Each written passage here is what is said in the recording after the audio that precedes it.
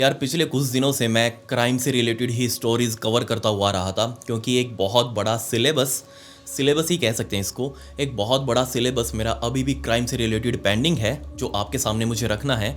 तो थोड़ा सा तो मैंने कवर कर दिया, बट इन बिटवीन मुझे कुछ ऐसी और स्टोरीज मिली जो सच में बहुत बहुत ज़्यादा दिल दहला देने वाली थी। और आज की वीडियो स्पेशली सिर्फ मैच्योर ऑडियंस के लिए ही होने वाली है, क्योंकि इसके अंदर भी मैं एज यूजुअल बहुत ज़्यादा ग्राफिक डिटेल्स के बारे में बात करूंगा।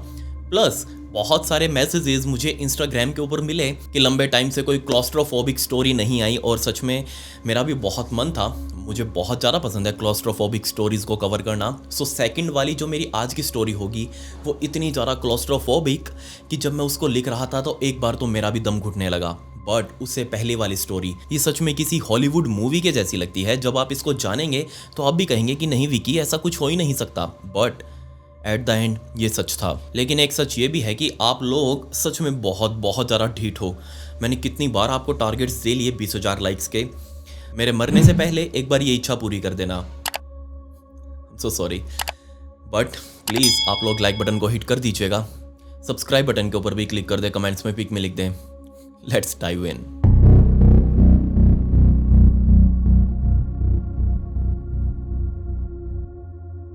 इस बहुत ही अनबिलीवेबल इंसिडेंट को समझने के लिए हमें नॉर्दर्न कनाडा के किंग विलियम आइलैंड के पास जाना पड़ेगा।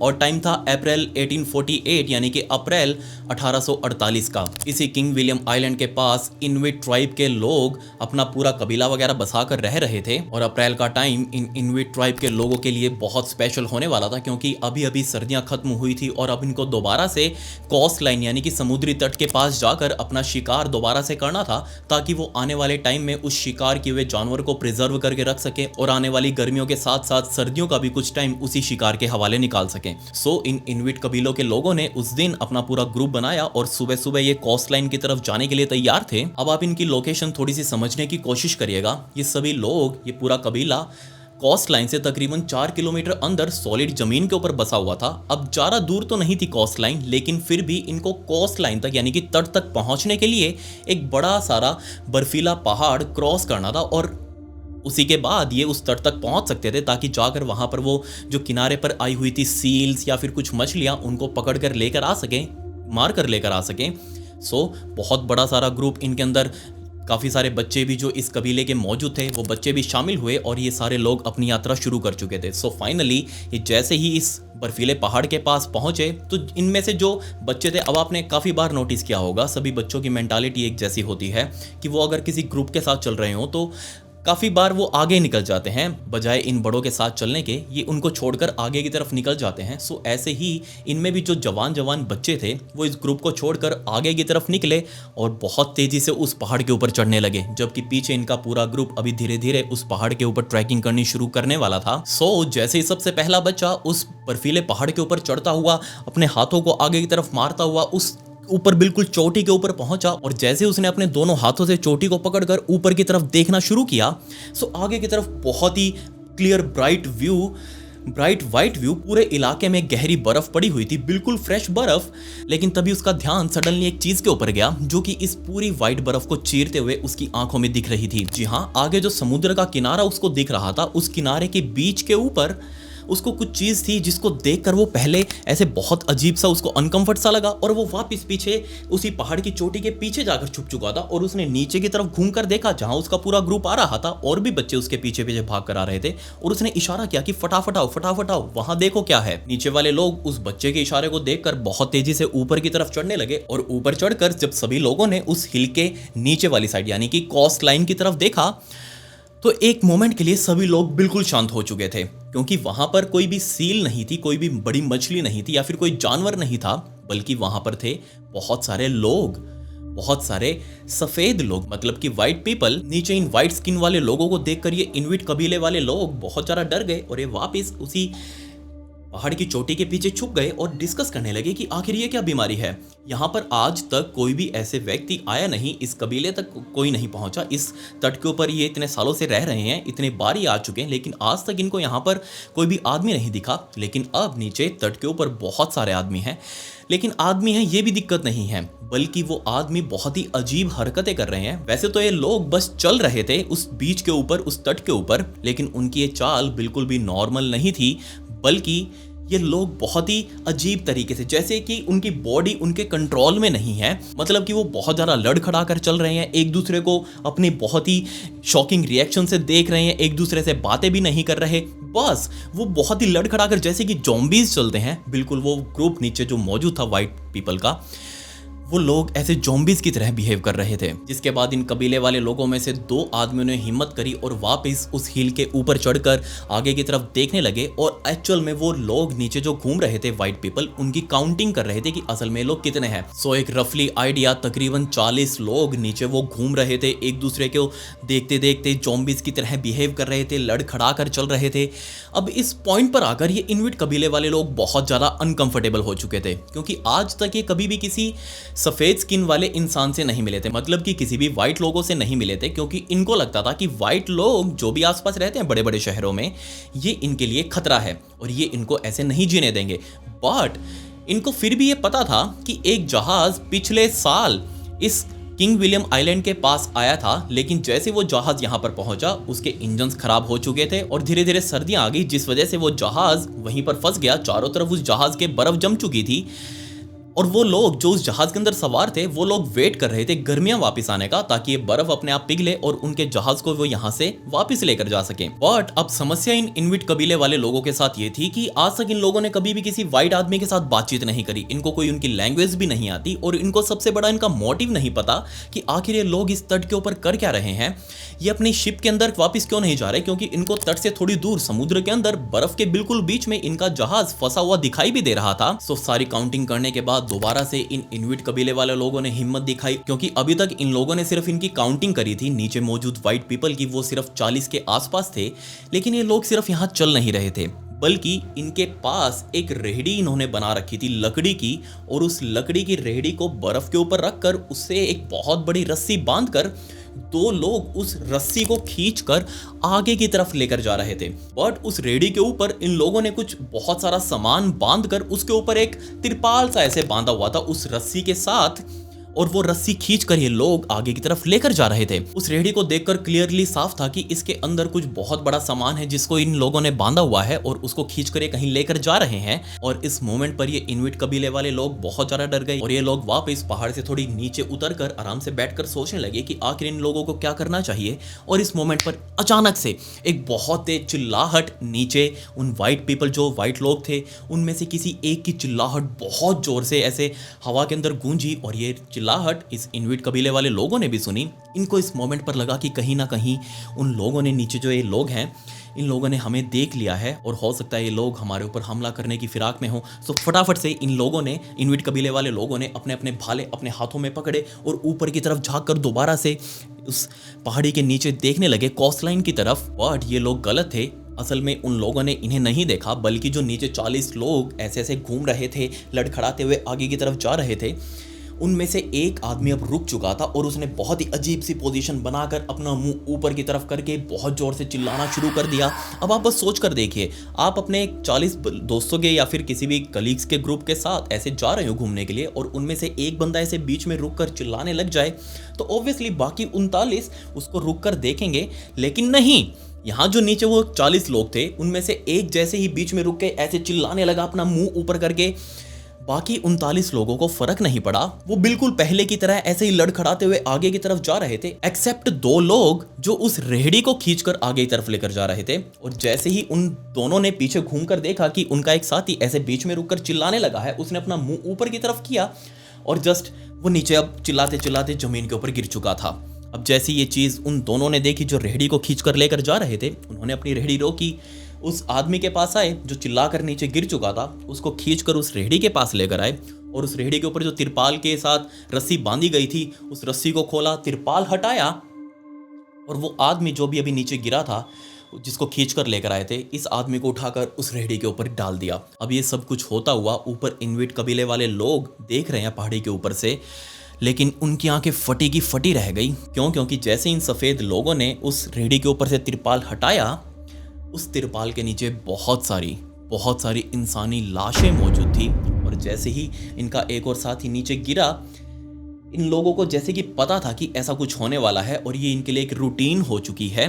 बस इन लोगों ने कोई भी अपना रिएक्शन ना दिखाते हुए, कोई भी दुख ना मनाते हुए, इन लोगों ने जस्ट उस आदमी को उठाया, अपनी रेहड़ी के ऊपर डाला, वापस तिरपाल डाला और उस तिरपाल के ऊपर रस्सी बांधकर दोबारा से उस रेहड़ी को आगे की तरफ खींचने लगे। इन्विट कबीले वाले लोग हद से ज्यादा डर चुके थे। इन लोगों के अंदर हिम्मत नहीं थी कि वो इस पहाड़ी को क्रॉस करते हुए नीचे कोस्ट लाइन की तरफ जाएं। इन लोगों ने अपना प्लान वहीं पर कैंसिल किया। ये वापस अपने घर जाने वाले रास्ते की तरफ उतरे। उस पहाड़ी से नीचे उतरते हुए अपने कबीले की तरफ जा चुके थे। कबीले वाले सारे लोगों ने पहुंचकर अपने पूरे गांव वालों से बातचीत करी, उनको सारी सिचुएशन समझाई कि कितने लोग हैं वहां पर, कैसा बिहेव कर रहे हैं, कैसे वो दिखते हैं। वो सारी कुछ चीजें डिटेल में बताने के बाद इन सब के बीच में एक कंक्लूजन निकला कि हो सकता है उनका वो जहाज खराब हो गया हो और उनके पास खाना खत्म हो गया हो और इस वजह से उनकी मेंटल हालत कुछ बहुत ज्यादा बिगड़ गई हो और इसी वजह से वो ऐसा बिहेव कर रहे हो। अब बेशक इन सभी कबीले वालों का यही मानना था कि बाहर की दुनिया में रहने वाले जितने भी लोग हैं, इंक्लूडिंग वो सफेद लोग, ये सारे लोग इनके लिए खतरा हैं। बट फिर भी एक इंसानियत के नाते हमें इनकी मदद करनी चाहिए। हो सकता है इनको बहुत ज़ोर से भूख लगी हो, इनके पास कुछ भी खाने पीने को ना हो और ये भूख से मर रहे हो, तो हमें इनके पास कुछ खाना पीना लेकर जाना चाहिए। सो पूरी रात लगाकर सभी कबीले वालों ने मिलकर अपने अपने घर से थोड़ा थोड़ा मीट वगैरह और कुछ भी जितना भी खाना पीना था वो सारा कुछ जमा किया और अगली सुबह दोबारा से सारे लोग अपने कंधों के ऊपर झोला वगैरह टांग कर, अपने भाले साथ लेकर वापस उसी रास्ते पर चढ़ने लगे और उसी पहाड़ के ऊपर जाकर वापस बैठ गए और वेट करने लगे पूरी उजाला होने का, ताकि वो नीचे उतरकर उन सफेद लोगों को जो वहां भूख से मर रहे हैं उनको एक खाना दे सकें। थोड़ा सूरज उगने के बाद इन लोगों ने फाइनली उस पूरी हिल के चोटी के ऊपर चढ़कर नीचे झांकने की कोशिश करी और उनको देखने चाहा, बट अब की बार नीचे कोई भी मौजूद नहीं था। ये चीज़ देखकर ये सब लोग बहुत ज़्यादा हैरान कि कल तो यहाँ इतने सारे लोग थे और वो बहुत अजीब सी हरकतें कर रहे थे, लेकिन आज ये लोग कहाँ गए। सो फाइनली ये सारा अपना सामान दोबारा से कंधे के ऊपर टांग कर अब की बार उस पहाड़ी के दूसरी तरफ यानी कि तट लाइन वाली तरफ उतरे और नीचे उतर कर देखने लगे कि आखिर ये लोग गए तो गए कहाँ पर। बट यहाँ पर बहुत सारे फुटप्रिंट थे, इंक्लूडिंग वो रेहड़ी खींचने की भी निशान बहुत दूर तक जा रहे थे। सो इन लोगों ने, ये इन्विट कबीले वाले लोगों ने फाइनली इन फुटप्रिंट्स को आगे की तरफ ट्रेस करना शुरू किया कि आखिर ये जा कहाँ पर रहे हैं। और कई घंटों तक इस तट लाइन पर आगे की तरफ चलने के बाद फाइनली इन लोगों को एक कैंप साइट दिखाई दी। बट इस कैंप साइट को देखकर सभी कबीले वाले बहुत ज़्यादा हैरान। क्यों? क्योंकि ये कैंप साइट बहुत ज़्यादा फ्रेश लग रही थी। इसके बाहर आग में जो अंगारे बचे हुए थे वो अभी तक सिलग रहे थे, उनके अंदर अभी भी गर्माहट थी। इनफैक्ट बहुत सारी अलग अलग डिशेज वहाँ पड़ी हुई थी, बहुत सारी प्लेट्स पड़ी हुई थी और उनके अंदर खाना भी मौजूद था। बट जैसे ये लोग उस कैंप के अंदर झांकने लगे, लेकिन अंदर कैंप में कोई भी मौजूद नहीं। ये क्लियरली साफ था कि हाल ही में किसी ने इस कैंप के अंदर रहकर कैंपिंग करी है, बाहर खाना वाना पकाया है। उस आग के ऊपर एक बहुत बड़ा पतीला सा रखा हुआ था, टोपिया रखा हुआ था, हमारे हरियाणा में टोपिया कहते हैं इसको। सो एक बहुत बड़ा पतीला सा भी रखा हुआ था और उसके अंदर से धुआं भी निकल रहा था। क्लियरली साफ था कि कोई यहाँ था जिसने हाल ही में कैंपिंग करी थी और यहाँ पर खाना वाना पकाकर खाया था। सो हो ना हो ये सभी लोग वही थे जो यहाँ तक पहुंचे, उन्होंने कैंपिंग करी और यहाँ वो रुके थे। बट अब वो कहाँ गए? कबीले वाले सभी लोग इधर उधर बढ़ चुके थे आसपास चीजें तलाशने के लिए, ताकि कोई उनका क्लू मिल सके कि आखिर ये सारे लोग गए तो गए कहाँ। बट काफ़ी देर तक आसपास छानबीन करने के बाद भी इन लोगों को कुछ नहीं मिला। सो वापस सभी लोग इसी कैंप साइट के ऊपर जमा हो चुके थे और तभी उनमें से एक आदमी फाइनली दोबारा से उस आग के पास गया जो उसके ऊपर वो पतीला रखा हुआ था, उसको ऊपर से ढका हुआ था एक ढक्कन से। और उस आदमी ने इस पतीले के ढक्कन को जैसे उठाया और उसकी नज़र उस पतीले के अंदर गई, लिटरली उसने वो ढक्कन वापस ढक दिया और बहुत जोर से चिल्लाया। ये सच में ना सिर्फ उस आदमी के लिए जिसने वो ढक्कन उठाया था, बल्कि पूरे कबीले वालों के लिए एक ऐसा नाइटमेयर था जो उनको आने वाली अपनी पूरी जिंदगी में डराने वाला था। जी हाँ, आपने अभी तक अंदाजा लगा लिया होगा कि वो 40 के 40 लोग, उनकी लाशें आसपास बिखरी हुई थी, जो कि बाद में कुछ घंटे और छानबीन करने के बाद इन इन्विट कबीले वाले लोगों ने तलाश कर ली। सभी की सभी लाशें वहाँ पर मिल चुकी थी और ये लोग वापस अपने डर को लेकर अपने कबीले में जा चुके थे। इसके कुछ महीनों बाद ये इन्विट कबीले वाले लोग वापस से ट्रैकिंग करते हुए, उस पहाड़ी को क्रॉस करते हुए इस तट के पास आए, लेकिन इस तट से अब उनको बहुत दूर समुद्र के अंदर एक जहाज ऐसे बर्फ के बीच में बिल्कुल फंसा हुआ दिखाई दे रहा था। और नो डाउट ये जहाज उन्हीं 40 लोगों का था जिसके बारे में इन इन्विट कबीले वालों ने सुना भी था कुछ टाइम पहले कि एक जहाज यहाँ पर ऐसे फंसा हुआ है। सो इन कबीले वालों ने सोचा कि क्यों ना एक दो दिन हम इस जहाज के तरफ ट्रैकिंग करें और वहां जाकर देखें कि आखिर जहाज के अंदर क्या क्या कुछ पड़ा है, क्योंकि इनको लग रहा था कि इन लोगों ने अपनी मिस्ट्री सारी सुलझा ली है। वो जो 40 लोग थे वो इस जहाज के अंदर बैठकर यहाँ तक पहुंचे, बट बीच में ही जहाज फंस गया बर्फ के अंदर और इनको मजबूरन अपना जहाज ऐसे ही खुला छोड़ना पड़ा। इनका खाना पीना जहाज़ के अंदर ख़त्म हो गया होगा, ये जहाज़ से बाहर निकले होंगे, यहाँ तट तक आए होंगे खाना पीना ढूंढने के लिए, शिकार करने के लिए, लेकिन यहाँ पर भी इनको खाने पीने के लिए कुछ नहीं मिला। और बाद में ये भूख से तड़प तड़प कर ऐसे ज़ॉम्बीज़ जैसे बन चुके थे, बहुत ही अजीब सा बिहेव कर रहे थे और बाद में उनकी भूख से ही मौत हो गई। ये थी पूरी की पूरी थ्योरी जो इन इन्विट कबीले वालों ने बनाई थी। सो फाइनली आज वो दिन था जब ये लोग उस जहाज की तरफ जाने वाले थे ताकि वो उसके अंदर देख सके कि आखिर ये जहाज कैसा था, अंदर से कैसा दिखता है और ये जहाज आखिर आया कहां से था। धीरे धीरे कर ये सारे कबीले वाले लोग समुद्र के बर्फ के ऊपर चलते हुए उस जहाज तक पहुंच चुके थे। एक एक करके रस्सी को पकड़ पकड़ कर जहाज के ऊपर चढ़ने लगे, कोशिश करने लगे। अब ये चढ़ते चढ़ते सारे लोग आपस में बातें कर रहे थे कि हो ना हो इस जहाज के ऊपर ये ऐसा कुछ हुआ होगा जिससे पहले तो ये जहाज डूबा और बाद में मजबूरन उन 40 लोगों को अपना ये जहाज वैकेंट छोड़कर ऐसे ही बाहर लावारिस की तरह निकलना पड़ा कोई खाना पानी ढूंढने के लिए। सो हो ना हो हमें इस जहाज की मिस्ट्री को भी सुलझाना पड़ेगा। ये लोग आपस में ऐसे बातें कर रहे थे। जैसे ये लोग चढ़ चढ़ कर उस शिप के अंदर घुसे तो अंदर का हाल देखकर इन सभी कबीले वाले लोगों की आंखें फटी की फटी रह गई, क्योंकि जो चीज इन लोगों ने एक्सपेक्ट करी थी वैसा कुछ भी इस बड़े सारे जहाज के अंदर नहीं था। इनको लग रहा था कि हो सकता है ये जहाज पूरा अंदर से तहस नहस हो गया हो, डूबने की कगार पर हो, बिल्कुल अंदर टूटा फूटा सामान होगा, कोई खाना पीना नहीं होगा। लेकिन नहीं, ये जहाज अंदर से एकदम नई कंडीशन में, बिल्कुल भी ऐसा लग ही नहीं रहा था कि किसी ने जहाज को यूज भी किया हो कभी। एकदम ब्रांड न्यू कंडीशन। जैसे ये सभी लोग घूम घूम कर इस पूरे जहाज के अंदर बने हुए कमरों को खोल खोल कर देख रहे थे तो इतने ज्यादा हैरान, क्योंकि अंदर इतने कंफर्ट बिस्तर, इतने बढ़िया बढ़िया उनके ऊपर रजाई कंबल तकिए वगैरह सारा कुछ, ये सब कुछ देखकर कबीले वाले लोग इतने ज्यादा हैरान कि आखिर इतने बढ़िया एनवायरनमेंट को छोड़कर, इतने बढ़िया बिस्तरों को छोड़कर, कमरों को छोड़कर ये 40 लोग आखिर उस बाहर के इतनी बेरहम कंडीशंस में क्यों निकले, अपने जहाज को लावारिस इन लोगों ने क्यों छोड़ा, क्योंकि अभी तक तो यहाँ कोई पानी वानी भी नहीं भरा था। ये लोग इस जहाज के अंदर रुक सकते थे। और जब ये सभी लोग तलाश करते करते इस पूरे जहाज के किचन रूम में पहुंचे और जब किचन को खोलकर देखा, लेकिन किचन कुछ भी खास नहीं। बट इस किचन के अंदर ही एक और दरवाजा था स्टोरेज रूम का, कोल्ड स्टोरेज रूम का। और जैसे ही सभी लोग उस छोटे से दरवाजे को खोलकर अंदर स्टोरेज रूम में गए, इन लोगों को एक्सपेक्टेड था कि हो सकता है इन लोगों का खाना खत्म हो गया हो, क्योंकि अभी तक तो इनकी थ्योरी यही थी। बट जैसे इन लोगों ने दरवाजा खोलकर अंदर ये गए, अंदर इतना बड़ा भंडार खाने का, उसके अंदर कैंस लगाए गए थे, ऐसे ऐसे बहुत बड़े बड़े स्टैक्स लगाए गए थे जिनके अंदर कैंस मौजूद थे और उन कैंस के अंदर पैक्ड फूड था। आपको पता होगा कि पहले ऐसे कैन बनाए जाते थे, आर्मी के अंदर भी ऐसे ही वो डिलीवर करते थे कैंस, जो कि फौजी लोग खाया करते थे किसी भी वॉर टाइम में।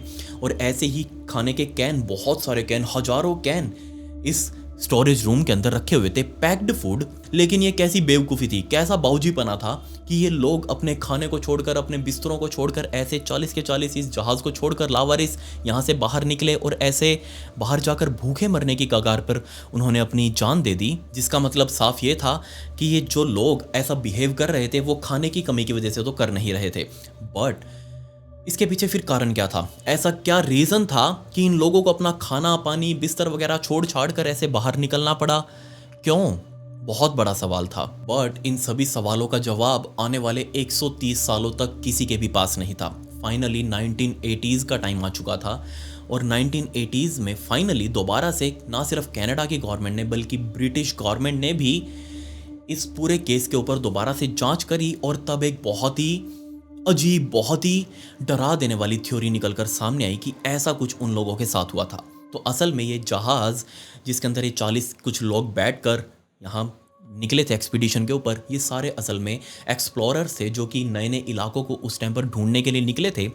और ये सारा कुछ प्लान था ब्रिटिश गवर्नमेंट का, उन्हीं ने इनको सिलेक्ट करके ऐसे भेजा था कनाडा की तरफ कि वहाँ जाओ, नए नए इलाकों को तलाश करो। बट निकलने से पहले इन लोगों को बहुत ही कंफर्ट, इनके बिस्तर वगैरह दिए गए, बहुत ही कंफर्ट सा ये शिप दिया गया, बड़ा सारा आलीशान शिप इंक्लूडिंग उसके अंदर बहुत सारा खाना पीना था, बहुत सारे टूल्स वगैरह थे जो कि इनके रास्ते में काम आने वाले थे। 1980s के अंदर जब ये पूरा केस दोबारा से जांचा गया तो जो वो 40 के आसपास कुछ लाशें मिली थी उस टाइम पर उस कैंप साइट के आसपास, उनके अंदर से सैंपल्स प्रिजर्व करके रखे गए थे और वो सैंपल्स 1980s के अंदर दोबारा से टेस्ट किए गए।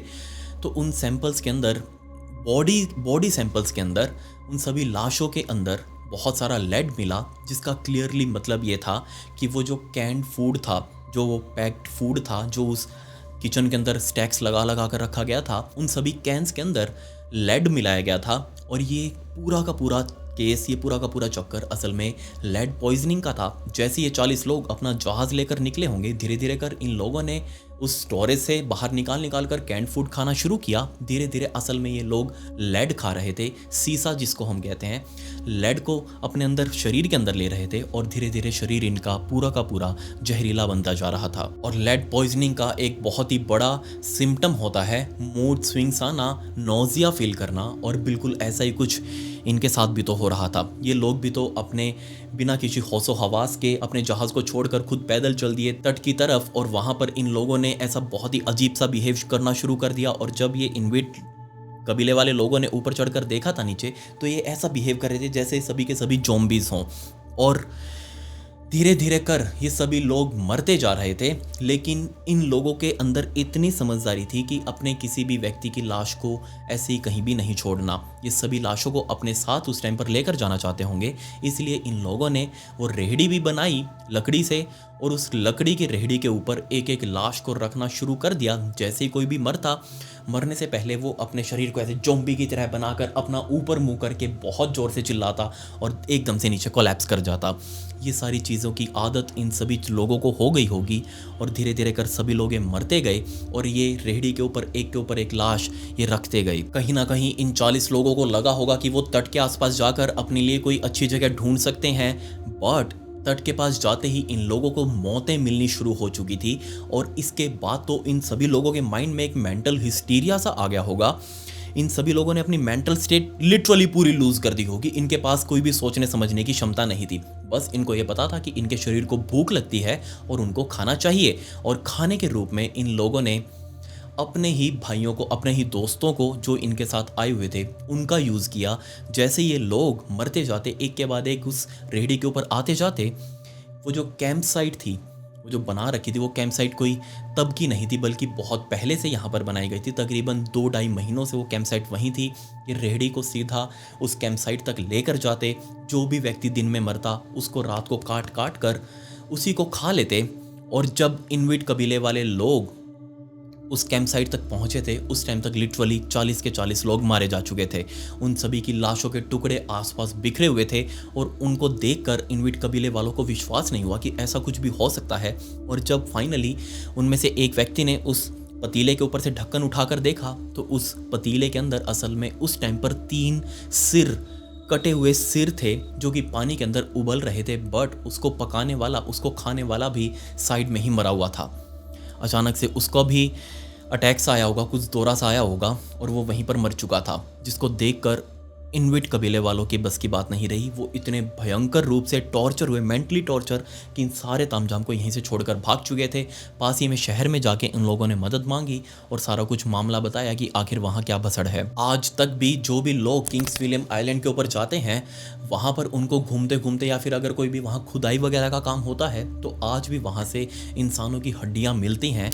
और जब उन हड्डियों को जांचा जाता है, तो वो सीधा उसी टाइम पर जाती हैं, 1848 के आसपास की। लिटरली ये पूरा का पूरा काम सोच कर देखिए क्या भयंकर हालत रही होगी उन 40 लोगों की। 40 के 40 जहरीले शरीर के साथ इधर उधर घूम रहे थे, और बाद में बजाय वो खाना खाने के जो उनके शिप के अंदर रखा हुआ था, उस खाने को छोड़कर इन लोगों ने एक दूसरे को ही खाना शुरू कर दिया। और जो फाइनली जो लास्ट बंदा बचा हुआ था, जिसने 3 सिर उस पतीले के अंदर रखे थे उबलने के लिए, वो तीनों सिर ऊपर से ऐसे खुले हुए थे। उसकी हड्डियां जो ऊपर खोपड़ी थी उसकी, वो खोपड़ी ऐसे खुली हुई थी, और अंदर असल में दिमाग पक रहा था। ना सिर्फ दिमाग पक रहा था, बल्कि उस दिमाग को कई जगहों से खाया भी हुआ था। ऑब्वियसली जो इनको पका रहा था, वो चम्मच से दिमाग को उबाल उबाल कर खा रहा होगा। सच में बहुत बहुत ज़्यादा डिस्गस्टिंग था। खैर, ये आदमखोरी उस टाइम पर हुई और ये आज तक बहुत ही भयंकर इंसिडेंट माना जाता है। जब भी कोई इसके बारे में बात करता है तो सच में उसका दिल बहुत बहुत मजबूत होना चाहिए। अब दूसरी स्टोरी।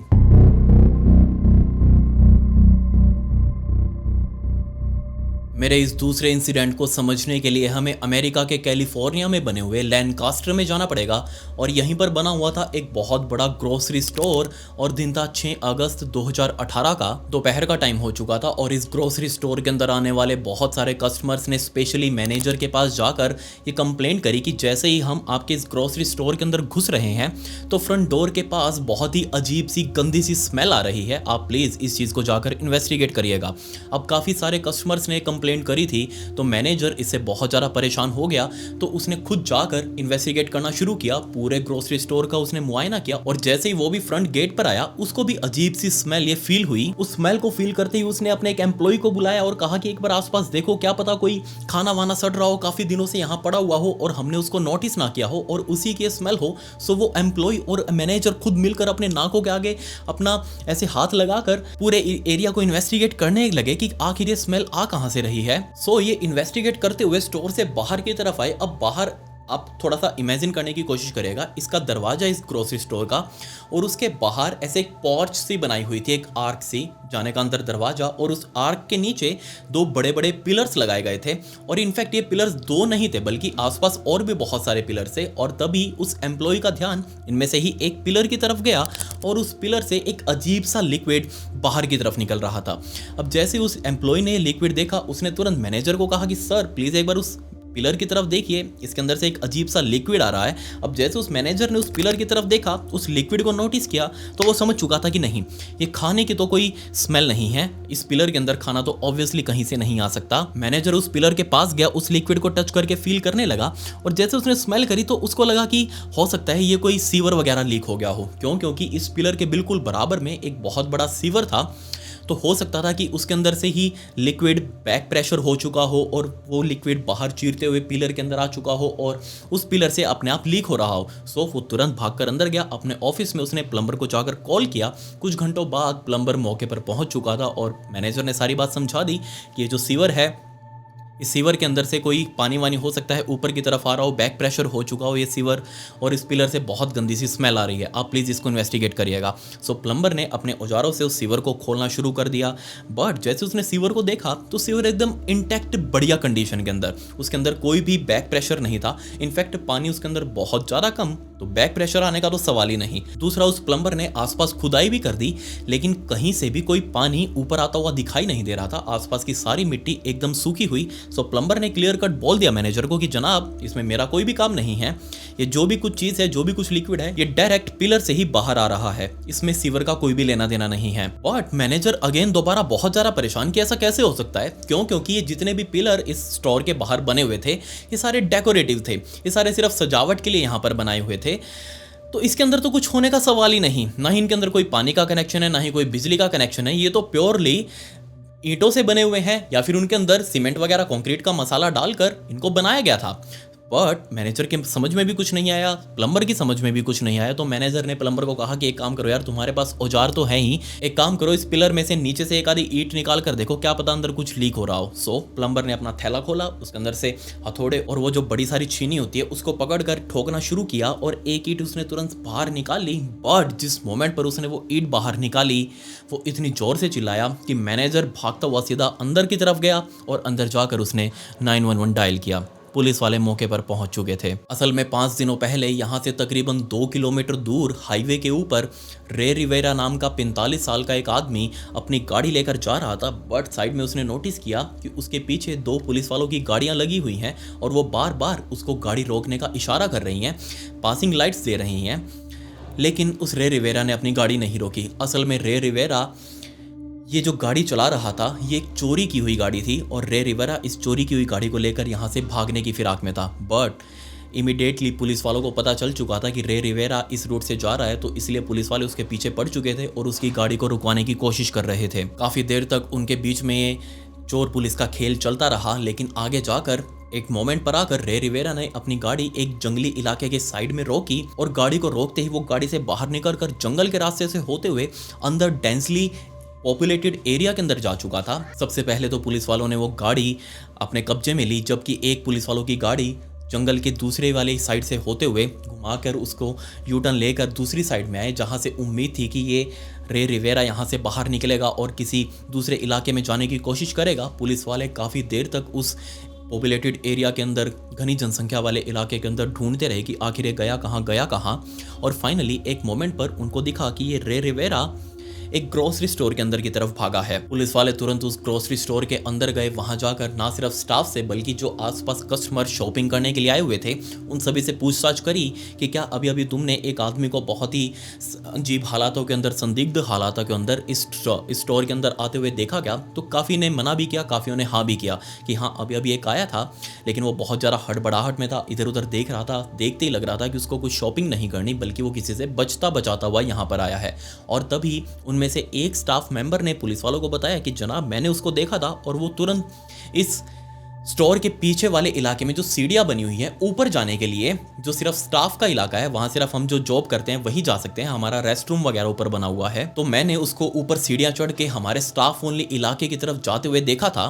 पुलिस वालों ने उस टाइम पर ऊपर स्टाफ ओनली एरिया के अंदर जाकर देखा। इनफैक्ट पूरे ग्रोसरी स्टोर को अच्छे से खंगाल लिया, लेकिन रा रिवेरा वो उस टाइम पर उनको कहीं भी नहीं मिला। बाद में पुलिस वालों के साथ सभी ने अज्यूम कर लिया कि हो सकता है वो यहाँ अंदर आया हो, बट वो सबकी नज़रों से बचकर वापस यहाँ से बाहर निकल गया और जस्ट गायब हो गया। इनफैक्ट आने वाले कुछ घंटों तक भी पुलिस वाले इस ग्रोसरी स्टोर के बाहर मौजूद थे, क्योंकि उनको लग रहा था कि अगर उनकी नज़र से वो बच गया हो और अभी भी रा रिवेरा अंदर हो तो होना हो वो कभी ना कभी तो बाहर आएगा। रात को बंद होगा ग्रोसरी स्टोर तब तो बाहर आएगा, लेकिन बंद होने तक भी रिवेरा बाहर नहीं आया और बाद में पुलिस वालों ने भी हार मान ली और वो यहाँ से जा चुके थे। लेकिन अब 5 दिनों बाद ये पता चला कि रा रिवेरा इस ग्रोसरी स्टोर के अंदर आया था, और ना सिर्फ अंदर आया था बल्कि वो इस स्टाफ ओनली एरिया से होते हुए इस पूरे ग्रोसरी स्टोर की छत तक भी जा चुका था। लेकिन उस पॉइंट पर जाकर वहाँ उसने कुछ घंटे ऑब्वियसली वेट किया होगा, लेकिन वेट करते करते उसको लग रहा होगा कि पुलिस वाले अभी भी उसकी तलाश में हैं, क्योंकि बाहर पुलिस वालों की गाड़ियाँ चाँव चाँव कर रही थी।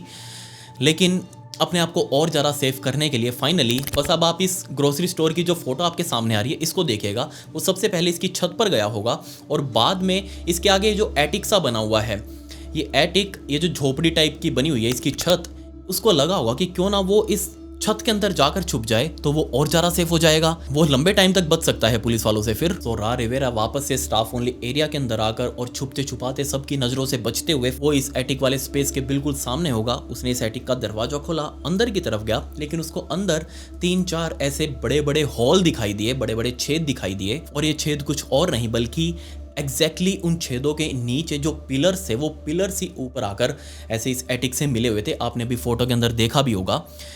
उसको अंदर 3-4 छेद दिखे होंगे। इन छेदों को देखकर उनमें से एक के अंदर जाने के लिए वो उतावला हो चुका था, और फाइनली उस एक छेद को उसने डिसाइड किया और उस छेद के अंदर सबसे पहले उसने अपने पैर डाले और अपने दोनों हाथ ऊपर की तरफ लटका कर उसने नीचे जाने का सोचा। बट जिस टाइम पर उसका मुंह नीचे जाने वाला था, मतलब वो जब तक छाती तक नीचे पहुंच चुका था, इस पिलर के अंदर डल चुका था, तब उसने अपना एक हाथ और नीचे की तरफ किया होगा, क्योंकि सिर्फ एक हाथ से वो नीचे नहीं जा सकता। जिस टाइम पर वो छाती तक आया होगा उस टाइम पर उसने अपना दूसरा हाथ भी किसी तरीके से नीचे एडजस्ट कर लिया होगा और अपने दूसरे हाथ को ऐसे ऊपर की तरफ करके, पूरा ऊपर की तरफ ऐसे स्टैंड करके नीचे की तरफ और ज़्यादा गया होगा, क्योंकि उसको लग रहा था कि वो आराम से इस पिलर के अंदर छुप सकता है। बट जिस मोमेंट पर उसके कंधे भी इस पिलर के अंदर गए होंगे, ये पिलर तकरीबन 20 फुट के आसपास लंबा, और जिस मोमेंट पर उसके कंधे भी सिर्फ 9x16 इंच चौड़े इन पिलरों के अंदर गए होंगे, उस टाइम पर उसने अपने आप को एडजस्ट किया होगा। लेकिन इसी मोमेंट पर उसने रियलाइज़ भी किया होगा कि उसने अपनी ज़िंदगी की सबसे बड़ी गलती कर दी। क्योंकि वो सिर्फ एक हाथ के सहारे अपने आप को ऊपर की तरफ धक्का नहीं दे सकता, और वो लिटरली इस पूरे के पूरे पिलर के अंदर फंस चुका है। और इस पैनिक मोड में आकर रिवेरा ने खुद को छटपटाना शुरू किया होगा। किसी भी तरीके से वो ऊपर की तरफ जाना चाह रहा था, वापस उसी एटिक स्पेस के अंदर जाना चाह रहा था, लेकिन वो पॉसिबल नहीं था, बल्कि वो जितना खुद को हिला रहा था वो और ज़्यादा इसके अंदर जाता जा रहा था, वो इस छेद के अंदर घुसता जा रहा था। दिक्कत यहाँ ये थी कि वो इस कॉम्प्रोमाइज़ पोजीशन के अंदर था कि वो कुछ कर भी नहीं सकता। लेकिन दूसरी सबसे बड़ी बात यहाँ ये थी कि जो बाहर ईंटें लगाई गई थी, जो पत्थर लगाए गए थे, वो अंदर से अजीब से शेप के थे। मतलब कि वो परफेक्ट स्क्वायर नहीं थे, परफेक्ट रेक्टेंगल नहीं थे, बल्कि वो अंदर से ऊबड़ खाबड़ शेप के थे। सो जैसे ही वो नीचे की तरफ आया होगा, अपना एक हाथ ऊपर करके दूसरा हाथ ऐसे और बहुत ही स्क्वीज्ड पोजीशन के अंदर नीचे की तरफ आया होगा, तो ऑब्वियसली उसको बहुत सारी चोटें भी लगी होंगी, क्योंकि उसने खुद को छटपटाने की कोशिश करी होगी, ऊपर जाने की कोशिश करी होगी, लेकिन ऊपर नहीं जा पाया। इनफैक्ट कंप्रेशन उसकी छाती के ऊपर इतना ज़्यादा था कि वो पूरी सांस भी नहीं ले रहा होगा, उसको पूरी सांस आ ही नहीं सकती थी। सो एक मोमेंट पर आकर फाइनली रिवेरा पूरा नीचे तक पहुंच गया होगा, बिल्कुल एग्जैक्टली नीचे ग्राउंड पर पहुंच गया होगा। लेकिन अब वो ऐसी पोजीशन के अंदर था कि वो कितना ही चिल्ला ले, कोई उसको सुनने वाला नहीं था, क्योंकि बहुत ही टाइटली इन पत्थरों को कंक्रीट मिक्सचर के साथ यहाँ फिक्स किया गया था। बहुत ही मोटी मोटी ये दीवारें थी, इनके बीच में ये फंसा हुआ था। सो जितना मर्जी चिल्ला ले, कोई भी उसकी सुनने वाला नहीं था। इससे भी सबसे बड़ी बात, उस टाइम पर पूरे कैलिफोर्निया के अंदर एक बहुत तगड़ी हीट वेव चल रही थी। पूरे राज्य के अंदर ये बताया गया था कि लोग अगर जरूरी ना हो तो घर से बाहर ना निकलें, क्योंकि गर्मी बहुत ज़्यादा थी। अब तब थी धूप के अंदर, जब पूरी दोपहर पूरी शाम तक ये पिलर ऐसे रहा होगा धूप के अंदर, तो सोच कर देखिए अंदर का हाल क्या होगा। अंदर तो लिटरली रिवेरा भुन गया होगा अवन की तरह। वो किसी अवन का काम कर रहा था। अंदर जाते ही उसको ना तो सांस आई होगी, ना वो हिल सकता, ना ही उसकी कोई चिल्लाहटें सुन सकता। सोच कर देखिए कितना क्लॉस्ट्रोफोबिक रहा होगा उस टाइम पर। जिसके 5 दिनों बाद मैनेजर ने वो प्लम्बर बुलाया, और प्लम्बर ने जब वो लिक्विड देखा तो उसको लगा कि हो सकता है एक सीवर का पानी हो, लेकिन वो सीवर का पानी नहीं था। और जब मैनेजर के कहने पर उसने वो एक ईंट हटाई, तो ईंट हटाते ही सामने उसके एक इंसानी पैर था। जिसके बाद वो इतनी ज़ोर से चिल्लाया, मैनेजर को बताया, दोनों ने झुककर वापस देखा, कंफर्म किया कि हाँ एक इंसानी पैर ही है। मैनेजर तुरंत अंदर भागते हुए अपने ऑफिस में गया और 911 फ़ोन करके उसने पुलिस वालों को बुलाया। पुलिस वाले चाँव चाँव करते हुए मौके पर आए। उन्होंने पूरे पिलर को तुड़वाया और रिवेरा की लाश को बाहर निकाला। और वो जो लिक्विड जो वहाँ से निकल रहा था उस पिलर से, वो इंसानी शरीर जब डिकम्पोज होता है तो वो अपना आप अपना पानी छोड़ने लगता है। बहुत सारा फ्लूइड होता है हमारे शरीर के अंदर, वो अपने आप लीक होके बाहर निकलता है। एट द एंड उसी रात के टाइम पर मुझे तो लगता है कि रिवेरा की मौत हो गई होगी, उसी पिलर के अंदर, उसी कॉम्प्रोमाइज्ड पोजीशन के अंदर ही उसकी मौत हो गई होगी। सोच कर देखिए कितनी भयंकर मौत थी। अगर वो पुलिस वालों के हाथ ही चढ़ जाता तो हद से हद उसको 2-3 साल 4 साल जेल के अंदर रहना पड़ता, लेकिन ज़िंदगी बच जाती। ये कैसी मौत मिली उसको? खैर कोई बात नहीं। सो ये थी आज की मेरी दोनों स्टोरी। आप मुझे बताइए कि आपको इन दोनों में से कौन सी सबसे ज़्यादा भयंकर लगी। नीचे आपके कमेंट्स मुझे ज़रूर चाहिए। इसके अलावा इन स्टोरी से रिलेटेड बैक स्टोरी फुटेज और फोटोज़ मेरे ब्रॉडकास्ट चैनल के अंदर आज रात को 9 बजे आ जाएगी। सो ये मेरा ब्रॉडकास्ट चैनल है, इसका लिंक आपको डिस्क्रिप्शन में भी मिल जाएगा। इंस्टाग्राम पर बना हुआ है ये। सो प्लीज़ आप लोग इंस्टाग्राम पर आकर वहाँ मुझे फॉलो कर लीजिएगा। आप मुझसे वहाँ बातें भी कर सकते हैं। मुझे आप लोगों से बातें करना बहुत पसंद है, मज़ा आ जाता है। लिंक डिस्क्रिप्शन में है, आपके हाथ से फॉलो बटन जरूर क्लिक हो जाना चाहिए। सो पिछली वीडियो का शाउट आउट डू नथिंग को and comment pick me to get a shout out in next video. मिलता है अगली वीडियो में। ये वीडियो देखने के लिए धन्यवाद।